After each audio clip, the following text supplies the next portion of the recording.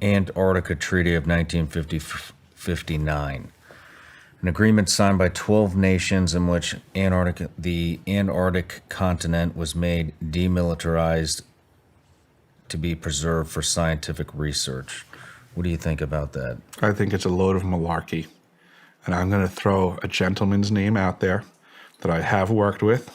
He told me very specifically at the time that we communicated. He's going to die when he sees this video. I worked with a gentleman by the name of Aaron Bontrager. And he was also previously contracted by Raytheon Polar Services as a cook to work on a cat train that went across the ice. And he said the express purpose for him, I should say, for that team working for Raytheon was they were searching for missile site locations. No kidding. Correct.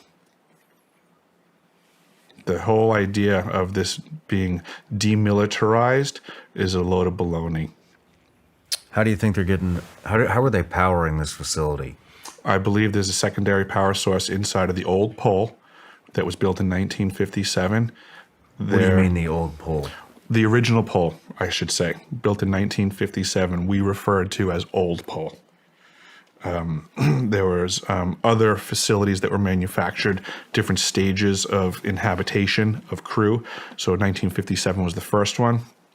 It predates the Antarctic Treaty, which means that they could have had nuclear power there. I believe they did have nuclear power there, and that since then they may have maintained it, almost like a grandfather clause, or that they may have new, more exotic systems that are not in the legalese of the treaty.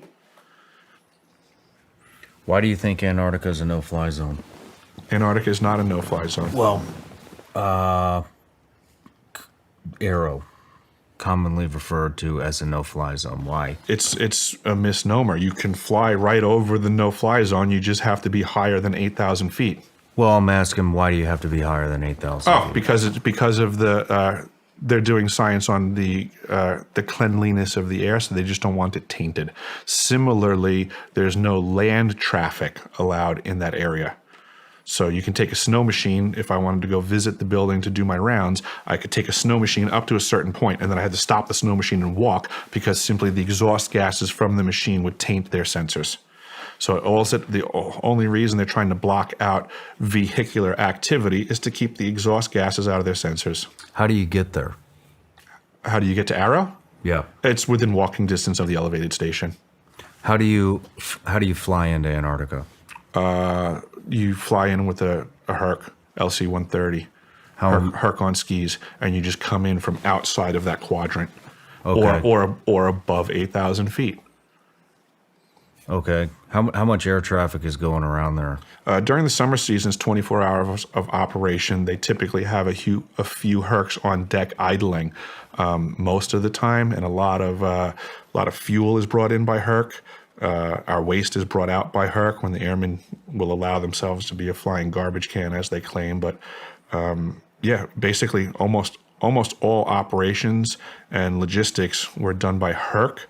While we were there, in my 2010 season, they had brought in their first fuel haul over land as kind of an experiment to the process. And it's my understanding that they call this a traverse, that they have since increased traverse activity to drag large fuel bladders across the ice to resupply the fuel that way, being more economic than doing it by Herc and then affording that volume of Herc space that's not being utilized for fuel now can, of course, do other things. The flight operations are almost 24 hours a day during the summer season because nothing moves in the winter season. So everything has to occur in a certain window.